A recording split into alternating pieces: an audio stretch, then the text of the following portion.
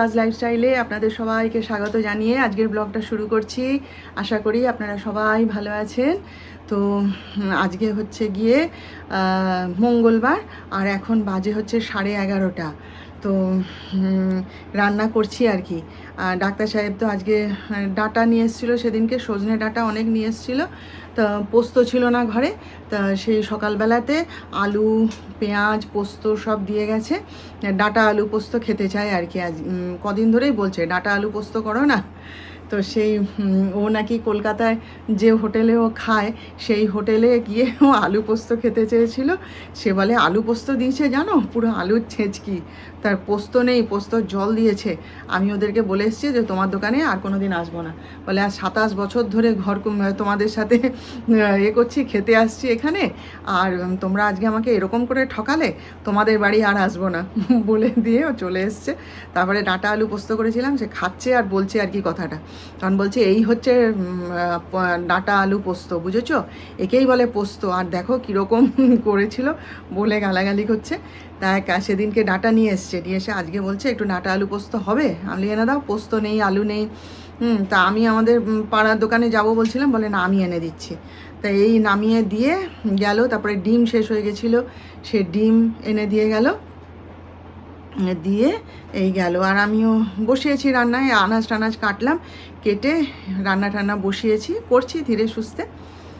তো যাই হোক, চলুন আপনারা সঙ্গে থাকুন, দেখতে থাকুন আজকের দিনটা। একটুখানি নিজের জন্য পুঁই শাক বানাচ্ছি, জানেন, এই যে কিছু দিইনি, শুধু বেগুন দিয়ে বানাচ্ছি। আর কি দেবো আমি খুঁজেও পাই না, সেই জন্য শুধু বেগুন দিয়েই বানাচ্ছি। পেঁয়াজ রসুন দিয়েছি, দিয়ে বানিয়ে নিচ্ছি।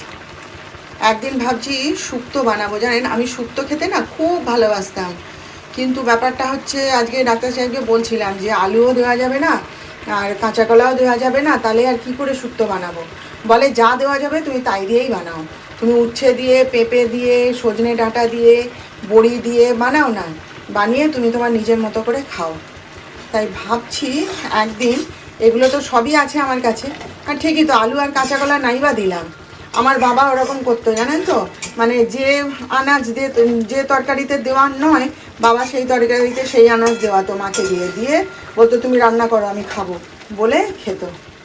আমিও ভাবছি ওই রকমভাবে বানিয়েই খাবো, বুঝতে পারছেন। তা আজকে পুঁই শাকগুলো বের করেছিলাম, আর কলমি শাক তো বানাতেই হবে। সে বলে দিয়েছে না না তুমি রোজ করো, কিছু না পারলে তুমি কলমি শাক ভেজে দাও, আমি ভাত আর কলমি শাক দিয়েই খাবো। মানে এমন তার কলমি শাকের প্রতি ভালোবাসা, বুঝলেন। তো সে কলমি শাকও কুচিয়েছি, সেটাও করব। আর আজকে এটা দেখে খুব ইচ্ছে করলো, তাই ভাবলাম একটু নিজের জন্যে করি, সেই জন্যে এই যে বসিয়েছি। এটা হয়ে গেলে তারপরে ওদের আলু পোস্ত করব। এই দেখুন পুঁই শাকের চচ্চড়ি, আর এটা হচ্ছে আমার জন্যে একটু ডাঁটা দিয়ে পোস্ত করে নিয়েছি, বড়ি নেই, না হলে দিতাম।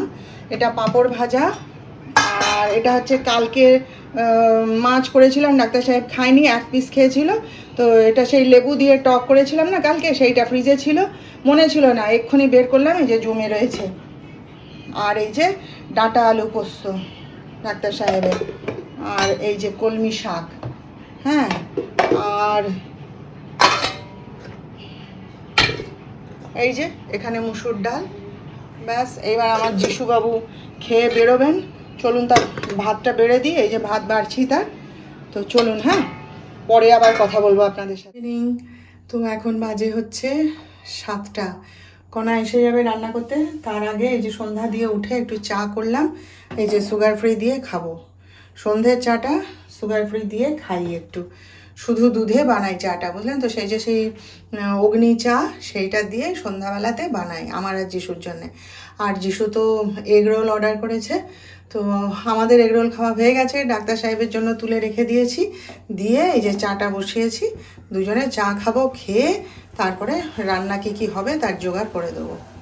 ওবেলার পোস্ত তো আছে, আর একটু তরকারি করতে হবে, দেখি কি তরকারি করা যায়, সমস্ত জোগাড় করে দিয়ে তারপরে আবার ডাক্তার সাহেব তো ফোন করেছিলেন কি কি আনতে হবে জিজ্ঞেস করছিল, তো বলে দিয়েছি মুড়ি শেষ হয়ে গেছে। তো ওই সেই দোকানের যে মুড়ি না, সেটা ডাক্তার সাহেব মোটে খেতে চান না, ওর স্পেশাল মুড়ি আছে, সেই মুড়ি ও নিয়ে আসে আর কি।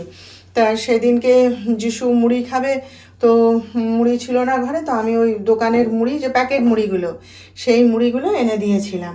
তো সেটাই ডাক্তার সাহেব তো কিছুতেই খাবে না। আমি বলি একটুখানি খেয়ে নাও, এখন যেতে পারছো না আনতে, বলতে সেই মুড়ি খেয়ে এই 2 দিন চালালো।